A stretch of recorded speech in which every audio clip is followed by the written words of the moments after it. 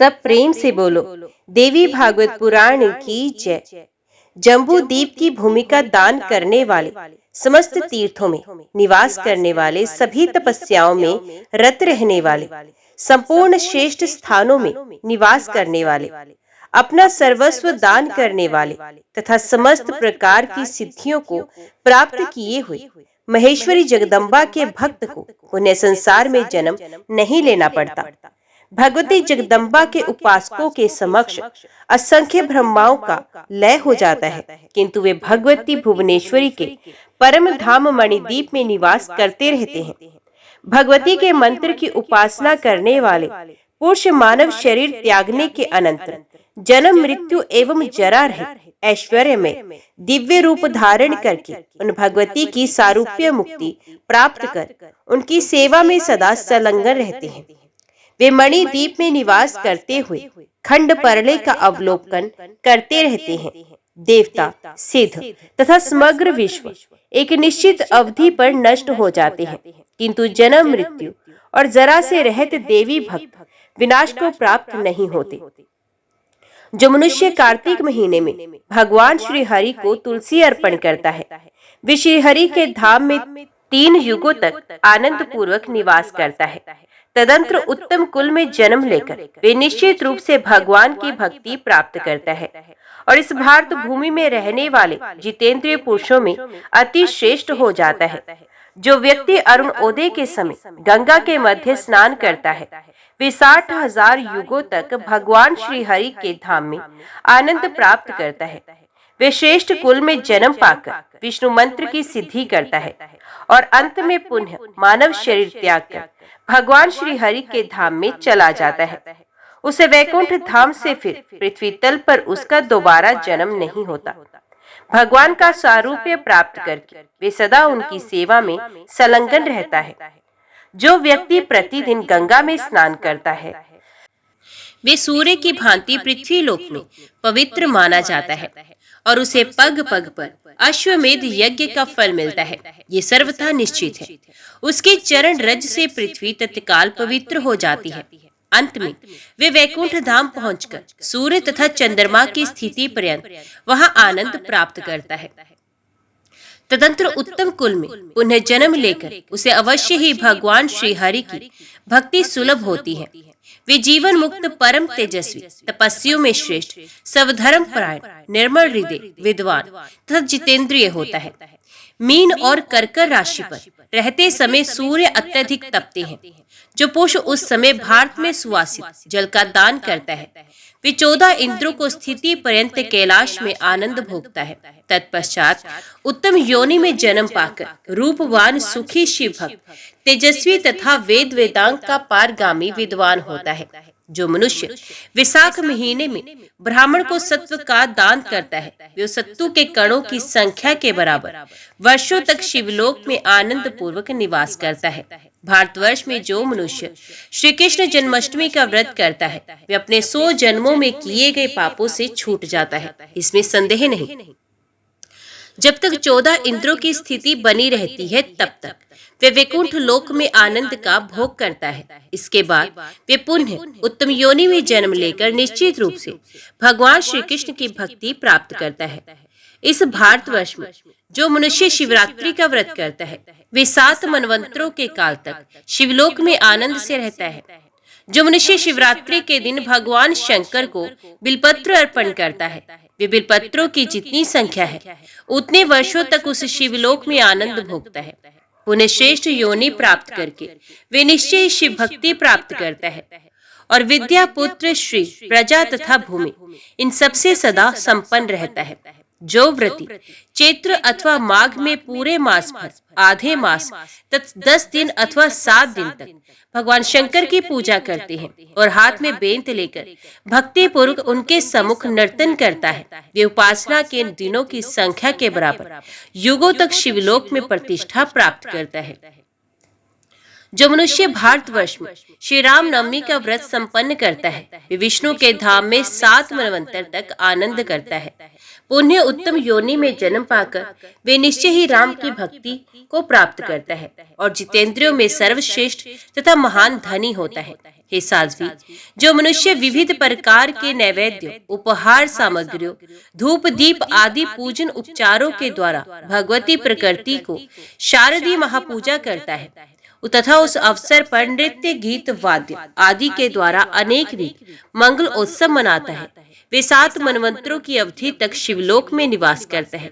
पुण्य उत्तम योनि में जन्म पाकर वे मनुष्य निर्मल बुद्धि, अपार संपत्ति तथा पुत्र पौत्रों की अभिवृद्धि करता है।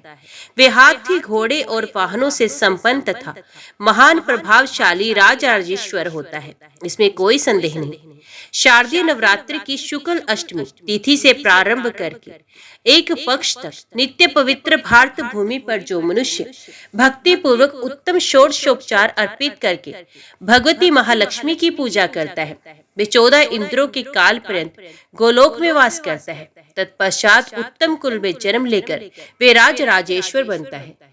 जो भारतवर्ष में कार्तिक पूर्णिमा को सैकड़ों गोपों तथा गोपियों को साथ लेकर रासमंडल संबंधी उत्सव मनाकर शिला पर या प्रतिमा में 16 प्रकार के पूजन उपचारों से भक्ति पूर्वक राधा सहित श्री कृष्ण की पूजा संपन्न करता है, वे ब्रह्मा जी की स्थिति पर्यंत गोलोक में वास करता है। पुण्य भारतवर्ष में जन्म पाकर वे श्री कृष्ण की स्थिर भक्ति प्राप्त करता है।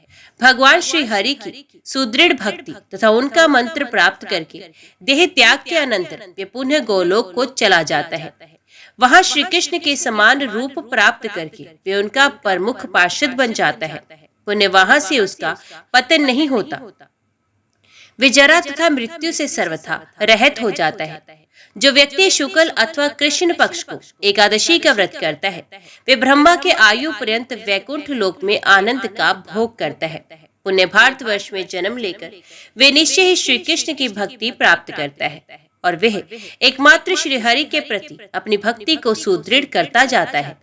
अंत में मानव देह त्याग कर वे पुण्य गोलोक को चला जाता है और वहां पर श्री कृष्ण का सारूप्य प्राप्त करके उनका पार्षद बन जाता है।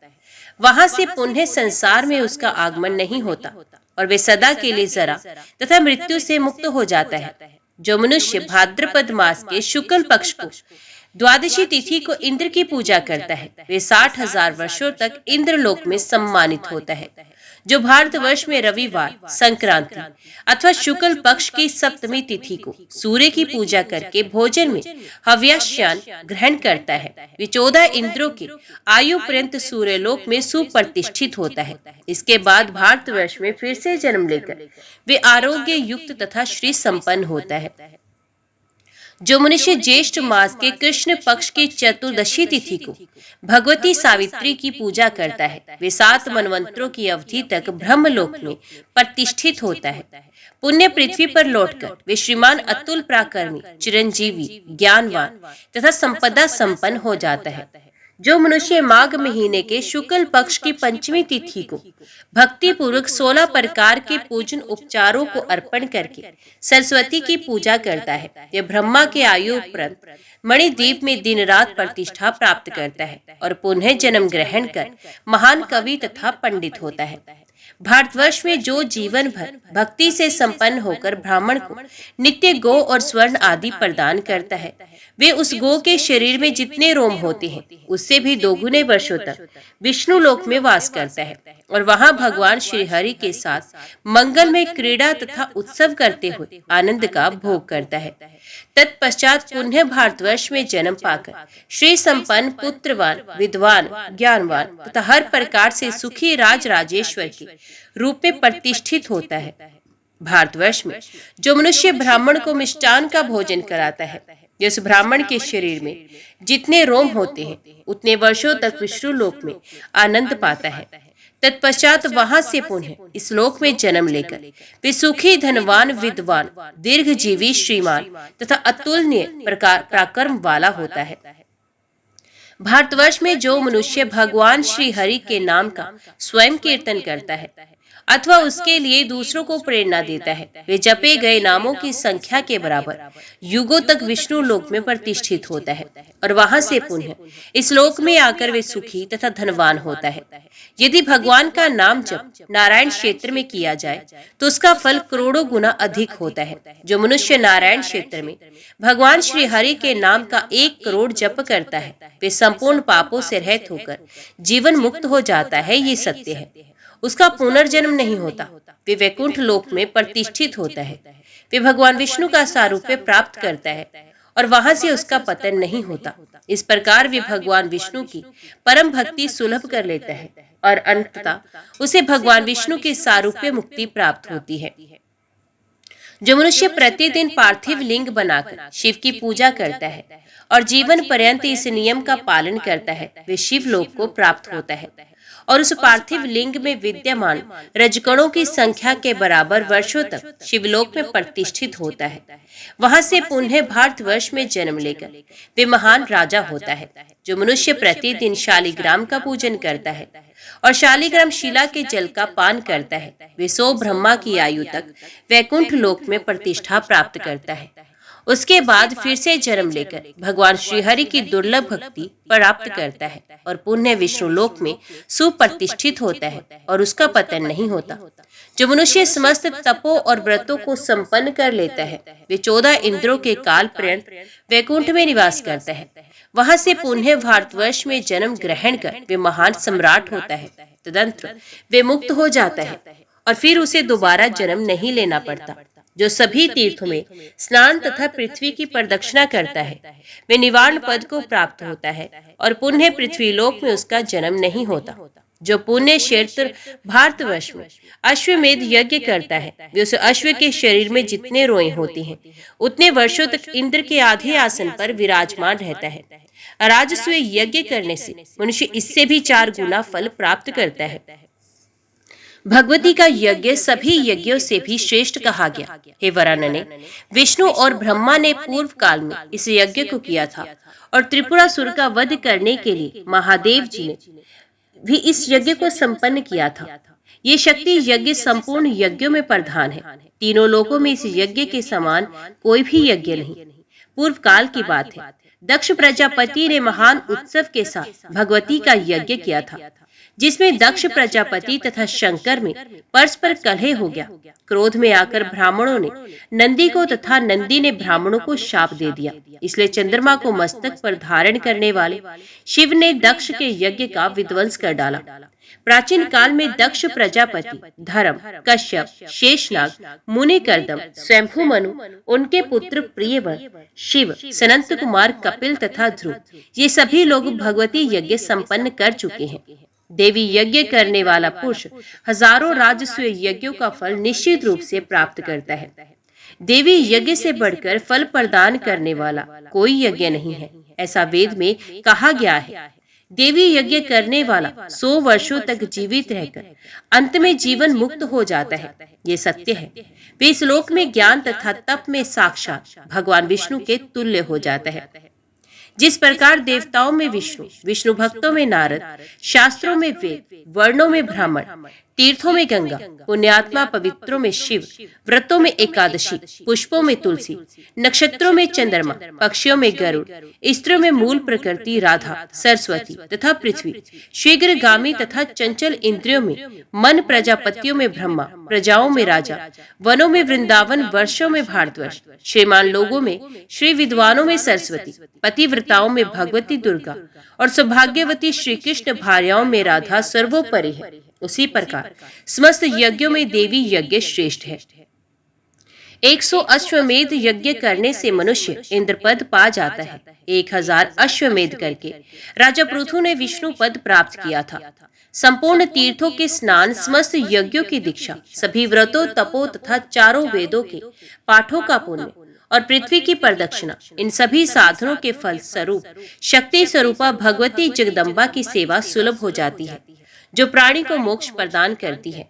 पुराणों, वेदों तथा इतिहासों में सर्वत्र भगवती के चरण कमल की उपासना को ही सारभूत बताया गया है। उन भगवती के चरित्र का वर्णन, उनका ध्यान, उनके नाम तथा गुणों का कीर्तन उनके स्तोत्रों का स्मरण, उनकी वंदना, उनका नाम जप, उनके चरणोदक तथा नैवेद्य का ग्रहण, ये सब नित्य संपादित करना चाहिए। ये सर्वसम्मत तथा सभी के लिए अभीष्ट है। तुम निर्गुण परब्रह्म स्वरूप पराअंबा भगवती मूल प्रकृति की उपासना करो। अब तुम अपने पति को ग्रहण करो और सुख पूर्वक अपने भवन में निवास करो। मनुष्यों का ये मंगल में कर्म विपाक मैंने तुमसे कह दिया। ये प्रसंग सबके लिए अभीष्ट, सर्वसम्मत, श्रेष्ठ तथा तत्व ज्ञान प्रदान करने वाला है। श्री नारायण मुनि बोले, हे नारद, यम के मुख से भगवती के नाम कीर्तन की महिमा सुनकर सावित्री के नेत्रों में अश्रु भराए और उसका शरीर पुलकित हो गया। वे यम से पुनः कहने लगी, हे धर्म शक्ति स्वरूपा भगवती, जगदम्बा का नाम कीर्तन सबका उद्धार करने वाला और श्रोता तथा वक्ता दोनों के जन्म, मृत्यु तथा बुढ़ापे का नाश करता है। हे विभो, भगवती का ये कीर्तन दानवों, सिद्धों तथा तपस्वियों का परम पद है और समस्त योगों तथा वेदों का सेवन रूप ही है। मोक्षप्रद, अमरता और सभी प्रकार की सिद्धियां श्री शक्ति के उपासक की 16वीं कला के भी बराबर नहीं है। हे वेद वेत्ताओं में श्रेष्ठ, मैं किस विधि से उन भगवती की उपासना करूं, मुझे ये बताइए। मैंने आपसे मनुष्यों के शुभ कर्म का मनोहर फल सुन लिया। अब आप मुझे उनके अशुभ कर्मों का फल बताने की कृपा कीजिए। हे ब्राह्मण, ऐसा कहकर वे सावित्री भक्तिभाव से अपना कंधा झुकाकर वेदोक्त स्तोत्र के द्वारा उन धर्मराज की स्तुति करने लगी। सावित्री बोली, प्राचीन काल में सूर्य ने पुष्कर क्षेत्र में तपस्या के द्वारा धर्म की उपासना की थी। उस समय जिन धर्म को सूर्य ने पुत्र रूप में प्राप्त किया, उन धर्मराज को मैं प्रणाम करती हूँ। जो सभी प्राणियों में संभाव रखते हैं और जो सबके साक्षी हैं, अतः जिनका नाम शमन है, उन धर्मराज को मैं प्रणाम करती हूँ। जो काल के अनुसार इच्छा पूर्वक विश्व के संपूर्ण प्राणियों का अंत करते हैं, उन भगवान कृतांत को मैं प्रणाम करती हूँ। जो सभी प्राणियों को नियंत्रण में रखते हैं तथा पापियों की शुद्धि हेतु उन्हें दंडित करने के लिए हाथ में दंड धारण करते हैं, उन भगवान दंडधर को मैं प्रणाम करती हूँ। जो विश्व के संपूर्ण प्राणियों के समय का निरंतर परिगणन करते हैं तथा जो परम दुर्दश हैं, उन भगवान काल को मैं प्रणाम करती हूँ। जो तपस्वी, ब्रह्मनिष्ठ, संयमी, जितेंद्र तथा जीवों को उनके कर्मों का फल देने वाले हैं, उन भगवान यम को मैं प्रणाम करती हूँ। जो अपनी आत्मा में रमण करने वाले, सर्वज्ञ, पुण्य आत्माओं के मित्र तथा पापियों के लिए क्लेशप्रद हैं, उन भगवान पुण्य मित्र को मैं प्रणाम करती हूँ। ब्रह्मा के अंश से जिनका जन्म हुआ है तथा जो सदा पर ब्रह्म का ध्यान करते रहते हैं, ब्रह्म तेज से दीप्तिमान, उन भगवान यम को मैं प्रणाम करती हूँ। हे मुने, इस प्रकार प्रार्थना करके उस सावित्री ने यमराज को प्रणाम किया। तदंतर धर्मराज ने उस सावित्री को भगवती के मंत्र तथा प्राणियों के कर्मफल के विषय में बताया। जो मनुष्य प्रातः काल उठकर इस जमाष्टक का नित्य पाठ करता है, उसे यमराज से भय नहीं होता और वे समस्त पापों से मुक्त होता है। यदि महान पापी मनुष्य भी भक्ति पूर्वक नित्य इसका पाठ करे, तब यमराज अपने कार्यव्यूह से निश्चित रूप से उसे शुद्ध कर देते हैं। हे नारद, सूर्य पुत्र यमराज सावित्री को विधि पूर्वक भगवती के महामंत्र माया बीज की दीक्षा प्रदान कर उसे प्राणियों के अशुभ कर्म का फल बताने लगे। धर्मराज बोले, शुभ कर्म के विपाक के कारण मनुष्य नरक में नहीं जाता है। अब मैं अशुभ कर्मों का फल कह रहा हूँ, ध्यान पूर्वक सुनो। हे भामिनी, अनेक प्रकार के पुराणों के अनुसार नाम भेद से अनेक विध स्वर्ग हैं। अपने अपने कर्मों के अनुसार जीव वहां जाता है। मनुष्य अपने शुभ कर्म के फल से नरक में नहीं जाता है, वे अपने बुरे कर्म के कारण अनेक प्रकार के नरक में पड़ता है। नरकों के अनेक प्रकार के कुंड हैं। हे वत्से, विविध शास्त्रों के प्रमाणों के अनुसार तथा जीवों के कर्म वेद से प्राप्त होने वाले अत्यंत विस्तृत, गहरे, पापियों के लिए क्लेशदायक, भयंकर, घोर तथा कुत्सित कुल 86 कुंड है। इसके अतिरिक्त कुछ अन्य कुंड भी हैं। हे साध्वी, उन कुंडों के वेद प्रसिद्ध नामों को मैं बता रहा हूँ, ध्यान पूर्वक सुनो। वहैनी कुंड, तप्त कुंड, भयानक शार कुंड, वीर कुंड, मूत्र कुंड, दुस्सह श्लेम कुंड, गर कुंड, दृष्टि कुंड, वसा कुंड, शुक्र कुंड, अश्रु कुंड, कुत्सित अन्न कुंड, गात्र मल कुंड, कर्ण वी कुंड, माँ कुंड, मांस कुंड, दुस्तर नर कुंड, लोम कुंड, केश कुंड, दुस्तर अस्थि कुंड, ताम्र कुंड, परतप्त एवं महान कष्टदायक लोह कुंड, चरम कुंड, तप्त सूरा कुंड, तीक्ष्ण कंटक कुंड, विषपूर्ण विष कुंड, ये कुंड बताए गए हैं। हे सुव्रते, इसी प्रकार परतप्त तेल कुंड, दुर्भे कुंत कुंड, कृमि कुंड, पूय कुंड, अत्यंत कष्टप्रद सर्प कुंड, मशक कुंड, दंश कुंड, भयानक गल कुंड और वज्र के समान दांतों वाले बिच्छुओं के भी कुंड हैं। हे शुचिस्मते, शर कुंड, शूल कुंड, भयंकर खड़क कुंड, गोल कुंड, नक्र कुंड, कष्टदायक काक कुंड, मधान कुंड, बीज कुंड, दुस्सह वज्र कुंड, तप्त पाषाण कुंड, तीक्ष्ण पाषाण कुंड, लाला कुंड, मसो कुंड, चूर्ण कुंड, चक्र कुंड, वक्र कुंड, महाभयंकर कूर्म कुंड, ज्वाला कुंड, भस्म कुंड, दग्ध कुंड, सप्त सूची कुंड, असिपत्र कुंड, शुराधार कुंड, सूची मुख कुंड, गोका मुख कुंड, नरक मुख कुंड, गज दश कुंड, गोमुख कुंड, कुंभीपा कुंड, कालसूत्र कुंड, मत्स्योत कुंड, कृमित तंतु कुंड, पांसु भोज्य कुंड, पाशवेष्ट कुंड, शूल प्रोत कुंड, प्रकंपन कुंड, उल्का मुख कुंड, अंधकूप कुंड, वेधन कुंड, तादन कुंड, जालंधर कुंड, देह चूर्ण कुंड, दलन कुंड, शोषण कुंड, कप कुंड, सूर्य कुंड, ज्वालामुख कुंड, भूमाध कुंड और नागवेष्टन कुंड, ये कुंड कहे गए हैं। हे सावित्री, ये सभी कुंड पापियों के लिए क्लेशप्रद हैं। 10 लाख अनुचर सदा इन कुंडों की रखवाली करते हैं। वे सभी निर्दयी, अभिमान चूर तथा भयंकर सेवकगण अपने हाथों में दंड, पाश और तलवार लिए रहते हैं। वे तमोगुण युक्त तथा दया शून्य रहते हैं और कोई भी उनका प्रतिरोध नहीं कर सकता। उन तेजस्वी तथा निर्भीक अनुचरों की आंखें तांबे के सदृश तथा कुछ कुछ पीले वर्ण की हैं। योग युक्त तथा सिद्धियों से संपन्न वे सभी सेवक अनेक प्रकार के रूप धारण कर लिया करते हैं। वे सेवक समस्त पापी प्राणियों को उनकी मृत्यु निकट आने पर दिखाई पड़ते हैं। शक्ति, सूर्य तथा गणपति के उपासकों एवं अपने कर्मों में लगे रहने वाले पुण्यशाली सिद्धों तथा योगियों को वे दिखाई नहीं पड़ते। इसी प्रकार जो सदा अपने धर्म में लगे रहते हैं, जिनका हृदय विशाल है, जो पूर्ण स्वतंत्र हैं तथा जिन्हें स्वप्न में या कहीं भी अपने इष्ट देव का दर्शन हो चुका है, ऐसे वैष्णव जनों को वे बलवान तथा निशंक यमदूत कभी दिखाई नहीं पड़ते। हे साध्वी, ये मैंने तुमसे कुंडों की संख्या का निरूपण कर दिया, जिन जिन पापियों का जिन जिन कुंडों में वास होता है। अब मैं तुम्हें ये बता रहा हूँ, ध्यान से सुनो। धर्मराज बोले, हे साध्वी, भगवान श्री हरि की सेवा में संलग्न रहने वाला विशुद्ध आत्मा, योग सिद्ध, व्रती, तपस्वी तथा ब्रह्मचारी पुरुष निश्चित ही नरक में नहीं जाता। जो बलशाली मनुष्य बल के अभिमान में आकर अपने कटु वचन से बांधवों को दग्ध करता है, वे बहनी कुंड नामक नरक में जाता है और अपने शरीर में विद्यमान रोमों की संख्या के बराबर वर्षों तक उस कुंड में वास करके वे 3 जन्मों तक रौद्र दग्ध पशु योनि प्राप्त करता है। जो मूर्ख घर पर आए हो, भूखे प्यासे दुखी ब्राह्मण को भोजन नहीं कराता, वे तप्त कुंड नामक नरक में जाता है।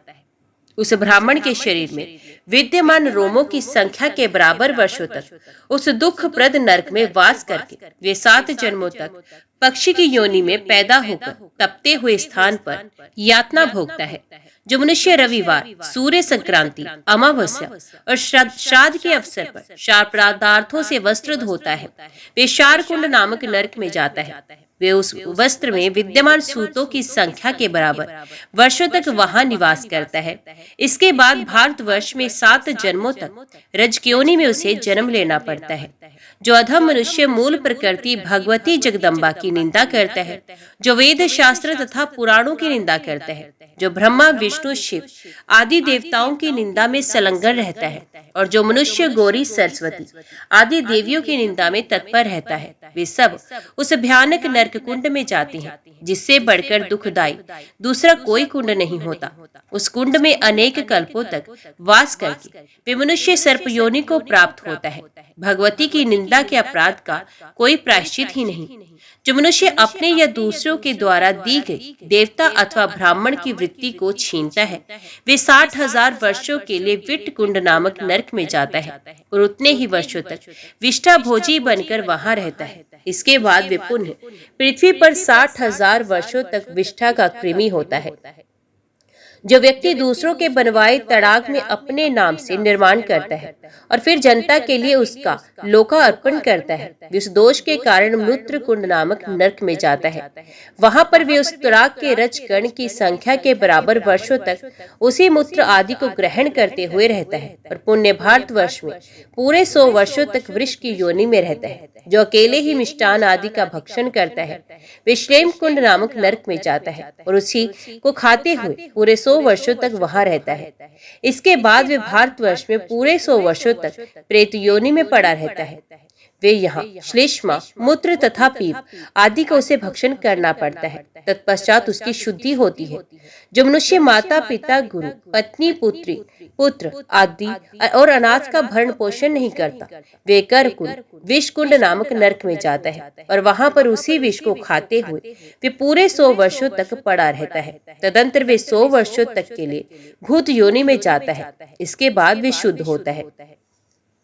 जो मनुष्य अतिथि को देखकर उसके प्रति उपेक्षा भाव से अपनी दृष्टि को वक्र करता है, उस पापी को जल को देवता तथा पितृ ग्रहण नहीं करते और ब्रह्म हत्या आदि जो कुछ भी पाप है उन सबका फल उसे इसी लोक में भोगना पड़ता है। अंत में वे दूषी का कुंड नामक नरक में जाता है और वहां पर दूषित पदार्थों को खाते हुए पूरे 100 वर्षों तक निवास करता है। तत्पश्चात 100 वर्षों तक भूत योनि में रहने के अनंतर उसकी शुद्धि होती है। यदि कोई मनुष्य ब्राह्मण को द्रव्य का दान करने के बाद ये द्रव्य किसी अन्य को दे देता है तो वे वसा कुंड नामक नरक में जाता है और उसी वसा को खाते हुए उसे 100 वर्षों तक वहीं रहना पड़ता है। तदंतर उसे भारतवर्ष में 7 जन्मों तक गिरगिट होना पड़ता है। उसके बाद वे महान क्रोधी, दरिद्र तथा अल्पायु प्राणी के रूप में जन्म लेता है। यदि कोई स्त्री परपुरुष के से संबंध रखती है अथवा कोई पुरुष पर नारी में वीर्यधान करता है, वे शुक्र कुंड नामक नरक में जाता है। वहां पर उसी वीर्य को खाते हुए उसे पूरे 100 वर्षों तक रहना पड़ता है। इसके बाद वे 100 वर्षों तक कीट योनि में रहता है। तदंतर शुद्ध होता है। जो व्यक्ति गुरु अथवा ब्राह्मण को मारकर उनके शरीर से रक्त बहाता है उस असक्र कुंड नामक नरक में जाता है और उसी का रक्त पान करते हुए उसे वहां 100 वर्षों तक रहना पड़ता है। तदंतर वे भारतवर्ष में 7 जन्मों तक व्याघ्र का जन्म प्राप्त करता है। इस प्रकार वे क्रम से शुद्ध होता है और फिर से मानव योनि में जन्म लेता है। भगवान श्री कृष्ण का प्रेम पूर्वक गुणगान करने वाले भक्त को देखकर जो मनुष्य खेद पूर्वक आंसू बहाता है तथा उनके गुण संबंधी संगीत के अवसर पर जो उपहास करता है वे 100 वर्षों तक अश्रुकुंड नामक नरक में वास करता है और वहां उसी अनु को भोजन के रूप में उसे ग्रहण करना पड़ता है। तत्पश्चात वे 3 जन्मों तक चांडाल की योनि में पैदा होता है, तब वे शुद्ध होता है। उसी प्रकार जो मनुष्य सुहृद व्यक्ति के साथ सदा शठता का व्यवहार करता है वे गात्रमल कुंड नामक नरक में जाता है और 100 वर्षों तक वहां वास करता है। तदंतर वे 3 जन्मों तक गर्दभ योनि में तथा 3 जन्मों तक श्रृंगार योनि में जन्म लेता है। इसके बाद वे निश्चित ही शुद्ध हो जाता है। जो मनुष्य किसी बहरे को देखकर हंसता है और अभिमान पूर्वक उसकी निंदा करता है वे कर्ण विकुल कुंड नामक नरक में 100 वर्षों तक वास करता है और वहां रहते हुए कान की मैल का भोजन करता है। तत्पश्चात वे 7 जन्मों तक दरिद्र तथा बहरा होता है। उन्हें 7 जन्मों तक अंगहीन होकर जन्म लेता है। तदंतर उसकी शुद्धि होती है। जो मनुष्य लोभ के वशीभूत होकर अपने भरण पोषण के लिए जीवों की हत्या करता है वे मज्जा कुंड नामक नरक में लाख वर्षों तक वास करता है और वहां पर भोजन में उसे वही मज्जा ही मिलती है। तदंतर वे 7 जन्मों तक खरगोश और मछली, 3 जन्मों तक सूअर और 7 जन्मों तक कुक्कुट होकर जन्म लेता है। फिर कर्मों के प्रभाव से वे मृग आदि योनियां प्राप्त करता है। तत्पश्चात वे शुद्धि प्राप्त करता है। जो मनुष्य अपनी कन्या को पाल पोसकर धन के लोभ से उसे बेच देता है वे महामूर्ख मास कुंड नामक नरक में जाता है। उस कन्या के शरीर में विद्यमान रोमों की संख्या के बराबर वर्षों तक वे उस नरक में रहता है और वहां पर उसे भोजन के रूप में वही मांस खाना पड़ता है। यमदूत उस पर दंड प्रहार करते हैं। उसे मांस तथा रक्त का बोझ मस्तक पर उठाकर ढोना पड़ता है और रक्त आदि को चाटकर वे अपनी क्षुधा शांत करता है। तत्पश्चात वे पापी 60,000 वर्षों तक भारतवर्ष में उस कन्या की विष्ठा का कीड़ा बनकर रहता है। इसके बाद भारतवर्ष में 7 जन्मों का व्याध, 3 जन्मों तक सुअर, 7 जन्मों तक कुक्कड़, 7 जन्मों तक मेढक और जोग तथा पुनः 7 जन्मों तक कोई की योनि प्राप्त करता है। तत्पश्चात वे शुद्ध होता है। जो मनुष्य व्रतों, उपवासों और श्राद्धों आदि के अवसर पर शौर कर्म करता है, वे संपूर्ण कर्मों के लिए अपवित्र हो जाता है। वे नख आदि कुंडों में उन दिनों की संख्या के बराबर वर्षों तक वास करता है। उन्हीं दूषित पदार्थों का भक्षण करता है और डंडों से पीटा जाता है। जो भारतवर्ष में केश युक्त मिट्टी से बने पार्थिव लिंग की पूजा करता है, वे उस मृदा में विद्यमान रजकणों की संख्या के बराबर वर्षों तक केश कुंड नामक नरक में निवास करता है। तदंतर भगवान शिव के कोप के कारण वे यवन योनि में जन्म लेता है और फिर वे राक्षस योनि में जन्म ग्रहण करता है तथा 100 वर्ष के पश्चात उसकी शुद्धि होती है। जो मनुष्य गया तीर्थ में पितरों को पिंड नहीं देता, वे अपने शरीर के रोमों की संख्या के बराबर वर्षों तक अस्थि कुंड नामक अत्यंत भयानक कुंड में वास करता है। तत्पश्चात वे मानव योनि प्राप्त कर 7 जन्मों तक लंगड़ा तथा महान दरिद्र भोगता है। तत्पश्चात उसकी देह शुद्धि होती है। जो महामूर्ख मनुष्य अपनी गर्भवती स्त्री के साथ सहवास करता है, वे 100 वर्ष तक अत्यंत तपते हुए ताम्रकुंड नामक नरक में निवास करता है। जो व्यक्ति पति, पुत्रहीन स्त्री तथा ऋतु सनाता स्त्री का अन्न खाता है, वे जलते हुए लोह कुंड में नामक नरक में 100 वर्षों तक रहता है। इसके बाद वह 7 जन्मों तक रज्जक तथा कोई की योनि में जाता है। उस समय वे दरिद्र रहता है और विशाल घावों से युक्त रहता है। तदंतर वे मनुष्य शुद्ध होता है।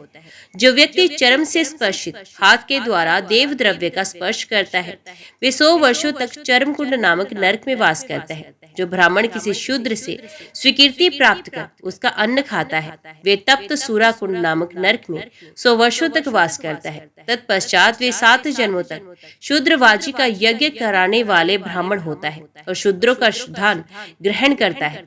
तदंतर वे अवश्य ही शुद्ध हो जाता है। जो कटुभाषी मनुष्य कठोर वचन के द्वारा अपने स्वामी को सदा पीड़ित करता है, वे तीक्ष्ण कंटक कुंड नामक नरक में वास करता है और उसे वहां पर कंटक ही खाने को मिलते हैं। यमदूत के द्वारा डंडे से वे 4 गुना ताड़ित किया जाता है। उसके बाद वे 7 जन्म तक अश्व की योनि प्राप्त करता है, फिर वे शुद्ध होता है।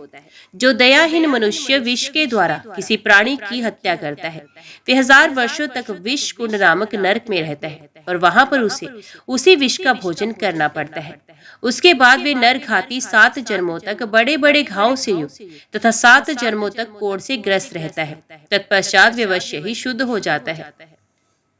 पुण्य क्षेत्र भारतवर्ष में जो वृषवाहक गाय को और बैल को डंडे से स्वयं मारता है अथवा सेवक के द्वारा मरवाता है, उसे 4 युगों तक तपते हुए तैल कुंड नामक नरक में वास करना पड़ता है और तत्पश्चात उस गाय के शरीर में जितने रोए होते हैं उतने वर्षों तक उसे बैल होना पड़ता है। हे साध्वी, जो मनुष्य भाले से अथवा अग्नि में तपाए हुए लोहे से किसी प्राणी की अपेक्षा पूर्वक हत्या करता है, वे 10,000 वर्षों तक कुंत कुंड नामक नरक में वास करता है। तत्पश्चात उत्तम मानव योनि में जन्म प्राप्त करके वे उदर रोग से पीड़ित होता है। इस प्रकार एक ही जन्म में कष्ट भोगने के पश्चात वे मनुष्य शुद्ध होता है। जो अधम द्विज भगवत प्रसाद का त्याग करके मांस स्वाद के लोभ से व्यर्थ ही मांस भक्षण करता है, वे कृमि कुंड में जाता है। वह अपने शरीर के रोमों की संख्या के समान वर्षों तक रोम का ही भक्षण करता हुआ पड़ा रहता है। फिर 3 जन्मों तक मलेच्छ जाति में जन्म लेकर उन्हें द्विज होता है। जो ब्राह्मण शूद्रों का यज्ञ कराता है, शूद्रों का श्रद्धान खाता है और शूद्रों का शव जलाता है, वे अपने शरीर में जितने रोए हैं उतने वर्षों तक पूय कुंड में जाकर अवश्य वास करता है। हे सुव्रते, वे उस नरक में यमदूत के द्वारा यम दंड से पीटा जाता है तथा पीप का भोजन करते हुए पड़ा रहता है। तत्पश्चात वे भारतवर्ष में जन्म लेकर 7 जन्मों तक शूद्र होता है। उस समय वे अत्यंत रोगी, दरिद्र, बहरा तथा गूंगा रहता है। कृष्ण वर्ण वाले तथा जिसके मस्तक पर कमल चिन्ह विद्यमान हो, उस सर्प को जो मनुष्य भारता है, वे अपने शरीर के रोमों की संख्या के बराबर वर्षों तक के लिए सर्प कुंड नामक नरक में जाता है। उसे वहां पर सर्प काटते हैं तथा यमदूत उसे पीटते हैं, सर्प की विष्ठा खाते हैं। वे उस नरक में वास करता है। तत्पश्चात उसे निश्चय ही सर्प योनि प्राप्त होती है। तदंतर वे मानव योनि प्राप्त करता है। उस समय वे दाद आदि रोगों से युक्त तथा अल्प आयु वाला होता है। उसके बाद सर्प के काटने से अत्यंत कष्ट पूर्वक उसकी मृत्यु होती है, ये निश्चित है। ब्रह्मा के विधान के अनुसार रक्तपान आदि पर जीवित रहने वाले मच्छर आदि क्षुद्र जंतु को जो व्यक्ति मारता है, वे उन जंतुओं की संख्या के बराबर वर्षों तक दंश कुंड और मत्स्य कुंड नामक नरकों में निवास करते हैं। वे जंतु उसे दिन रात काटते हैं, उसे वहां खाने को कुछ भी नहीं मिलता और वे जोर जोर से रोता चिल्लाता रहता है। यमदूत उसके हाथ पैर बांधकर उसे पीटते हैं। तत्पश्चात वे उन्हीं क्षुद्र जंतुओं की योनि में जन्म पाता है और पुनः यवन जाति में जन्म लेता है। तदंतर वे अंगहीन मानव होकर जन्म लेता है। तब उसकी शुद्धि हो जाती है। जो मूर्ख मनुष्य मधुमक्खियों को मारकर मधु का भक्षण करता है, वे उन मारी हुई मक्खियों की संख्या के बराबर वर्षों तक गलकुंड में वास करता है। वहां पर उसे मधुमक्खियां काटती रहती हैं। वे सदा विष से जलता रहता है और यमदूत उसे पीटते रहते हैं। उसके बाद वे मक्खियों की योनि में जन्म लेता है। तदंतर उसकी शुद्धि होती है। जो मनुष्य किसी विप्र को अथवा दंड न देने योग्य किसी व्यक्ति को दंडित करता है, वे वज्र के समान दांतों वाले भयानक जंतुओं से भरे हुए वज्र दंष्ट्र कुंड नामक नरक में शीघ्र जाता है। उस दंडित व्यक्ति के शरीर में जितने रोम होते हैं, उतने वर्षों तक वे उस नरक में निवास करता है। उसे नरक के वे कीड़े दिन रात काटते हैं और वे चीखता चिल्लाता है, हे भद्रे। यमदूत उसे सदा पीटते रहते हैं, जिससे वे रोता है और प्रति क्षण हाहाकार करता है। तदंतर वे 7 जन्मों तक सुअर की योनि में और 3 जन्मों तक कोई की योनि में उत्पन्न होता है। उसके बाद वे मनुष्य शुद्ध होता है। जो मूर्ख धन के लोभ से प्रजा को दंड देता है, फिर वृश्चिक कुंड नामक नरक में जाता है और उस प्रजा के शरीर में जितने रोए होते हैं, उतने वर्षों तक उस नरक में वास करता है। तत्पश्चात 7 जन्मों तक वे भारतवर्ष में बिच्छों की योनि में जन्म लेता है। इसके पश्चात मनुष्य योनि में जन्म प्राप्त कर तथा अंगहीन और रोगी होकर वे शुद्ध हो जाता है। ये सत्य है। जो ब्राह्मण शस्त्र लेकर दूसरे लोगों के लिए दूत का काम करता है, जो विप्र संध्या वंदन नहीं करता तथा भगवान श्री हरि की भक्ति से विमुख है, वे शर आदि के कुंडों में अपने शरीर के रोगों की संख्या के बराबर वर्षों तक निवास करता है। वे वहां पर निरंतर शर आदि से भेदा जाता है। इसके बाद वे मनुष्य शुद्ध होता है। अभिमान में चूर रहने वाला जो व्यक्ति अंधकारपूर्ण कारागार में प्रजाओं को मारता पीटता है, वे अपने इस दोष के प्रभाव से गोलकुंड नामक नरक में जाता है। वे गोलकुंड प्रतप्त कीचड़ तथा जल से युक्त अंधकारपूर्ण अत्यंत भयंकर तथा तीखे दांतों वाले कीटों से परिपूर्ण है। उन कीड़ों से सदा काटा जाता हुआ वे व्यक्ति प्रजाओं के शरीर में विद्यमान रोमों की संख्या के बराबर वर्षों तक उस नरक में निवास करता है। तत्पश्चात मनुष्य का जन्म पाकर वे उन प्रजाओं का सेवक बनता है। इस प्रकार क्रम से वे शुद्ध हो जाता है। जो मनुष्य सरोवर से निकले हुए नर आदि जल जंतुओं की हत्या करता है, वे नरक कुंड नामक नरक में जाता है और वहां उस नरक के शरीर में विद्यमान कांटों की संख्या के बराबर वर्षों तक निवास करता है। तत्पश्चात वे निश्चित रूप से नक्र आदि योनियों में जन्म लेता है और बार बार दंड पाने पर शीघ्र ही उसकी शुद्धि होती है। जो मनुष्य पुण्य क्षेत्र भारतवर्ष में जन्म लेकर काम वासना के वशीभूत हो प्राय स्त्री का वक्ष नितंब स्तन तथा मुख देखता है, वे अपने शरीर के रोमों की संख्या के बराबर वर्षों तक काककुंड नामक नरक में वास करता है। वहां कोई उसकी आंखें नोचते रहते हैं। तत्पश्चात वे 3 जन्मों तक संतप्त होता रहता है। जो मूढ़ भारतवर्ष में जन्म पाकर देवता तथा ब्राह्मण का स्वर्ण चुराता है, वे अपने शरीर के रोमों की संख्या के बराबर वर्षों तक मधान कुंड नामक नरक में अवश्य वास करता है। यमदूत उसकी आंखों पर पट्टी बांधकर उसे डंडों से पीटते हैं। उसे वहां उनकी विष्ठा खानी पड़ती है। तत्पश्चात वे 3 जन्मों तक अंधा तथा 7 जन्मों तक दरिद्र रहता है। तदंतर वे पापी तथा अति क्रूर मनुष्य भारत में स्वर्णकार का जन्म लेकर स्वर्ण का व्यवसाय करता है। हे सुंदरी, जो मनुष्य भारतवर्ष में जन्म पाकर तांबे तथा लोहे की चोरी करता है, वे बीज कुंड नामक नरक में जाता है और अपने शरीर के रोमों की संख्या के बराबर वर्षों तक वहां निवास करता है। वहां कीड़ों की विष्ठा खाता हुआ कीड़ों से ढकी आंखों वाला वे प्राणी यमदूतों द्वारा पीटा जाता है। तब काल क्रम से वे शुद्ध होता है। जो व्यक्ति भारतवर्ष में जन्म पाकर देवताओं की मूर्ति तथा देव संबंधी द्रव्यों की चोरी करता है, वे अपने शरीर में विद्यमान रोमों की संख्या के बराबर वर्षों तक दुस्तर वज्र कुंड नामक नरक में निश्चित रूप से निवास करता है। उसे वहां भूखा रहना पड़ता है। उन वज्रों के द्वारा यमदूतों से पीटे जाने पर उसका शरीर दग्ध हो जाता है और वे रोने चिल्लाने लगता है। तत्पश्चात उस मनुष्य की शुद्धि होती है। जो मनुष्य ब्राह्मण और देवता के रजत, गव्य पदार्थ तथा वस्त्रों को चुराता है, वे अपने शरीर के रोमों की संख्या के बराबर वर्षों तक तप्त पाषाण कुंड नामक नरक में निश्चित रूप से वास करता है। तत्पश्चात 3 जन्मों तक कश्यप, 3 जन्मों तक श्वेत कुष्ठी, एक जन्म में श्वेत दाग वाला और फिर श्वेत पक्षी होता है। उसके बाद वे 7 जन्मों तक रक्त दोष से युक्त, शूल रोग से पीड़ित तथा अल्पायु मनुष्य होता है। तत्पश्चात वे शुद्ध हो जाता है। जो व्यक्ति देवता और ब्राह्मण के पीतल तथा कांसे के बर्तनों का हरण करता है, वे अपने शरीर के लोम संख्यक वर्षों तक तीक्ष्ण पाषाण कुंड नामक नरक में वास करता है। फिर वे 7 जन्मों तक भारतवर्ष में घोड़े की योनि में उत्पन्न होता है। उसके बाद वे अधिक अंगों वाला तथा पैर के रोग से ग्रस्त होता है। तत्पश्चात वे शुद्ध होता है। जो मनुष्य किसी व्यभिचारिणी स्त्री का अन्न तथा उस स्त्री की जीविका पर आश्रित रहने वाले व्यक्ति का अन्न खाता है, वे अपने शरीर में विद्यमान रोमों की संख्या के बराबर वर्षों तक लालाकुंड नामक नरक में निश्चित रूप से निवास करता है। वहां पर वे यमदूतों द्वारा पीटा जाता है और अत्यंत दुखी होकर उसे वही लाल खानी पड़ती है। तदंतर वे मानव योनि में उत्पन्न होकर नेत्र तथा शूल के रोग से पीड़ित होता है। इसके बाद वे क्रम से शुद्ध हो जाता है। जो ब्राह्मण भारतवर्ष में मनुष्यों की सेवा करने वाला तथा मसीजीवी है, वे अपने शरीर के रोमों की संख्या के बराबर वर्षों तक मसी कुंड नामक नरक में वास करता है और वहां बहुत दुख पाता है। यमदूत उसे पीटते हैं और उसे वहां पर उसी स्याही का सेवन करना पड़ता है। तत्पश्चात वे 3 जन्मों तक काले रंग का पशु होता है। तदंतर वे 3 जन्मों तक काले रंग का बकरा होता है और उसके बाद 3 जन्मों तक ताड़ का वृक्ष होता है। तत्पश्चात वे शुद्ध हो जाता है। जो मनुष्य देवता अथवा ब्राह्मण के अन्न, फसल, तांबूल, आसन और शैया आदि की चोरी करता है, वे चूर्ण कुंड नामक नरक में जाता है और वहां 100 वर्षों तक निवास करता है। वे यमदूतों द्वारा पीटा जाता है। तत्पश्चात वे 3 जन्मों तक मेष और कुक्कट होता है। उसके बाद वानर होता है। तदंतर भारत भूमि पर काश रोग से पीड़ित वंशी, दरिद्र तथा अल्पायु मनुष्य होता है। इसके बाद उसकी शुद्धि हो जाती है।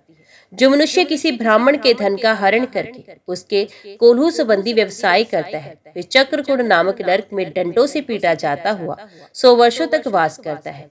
उसके बाद वे मानव योनि में उत्पन्न होता है और 3 जन्मों तक अनेक प्रकार की व्याधियों से युक्त, रोगी तथा वंशहीन तेलाकार होता है। तत्पश्चात उसकी शुद्धि होती है।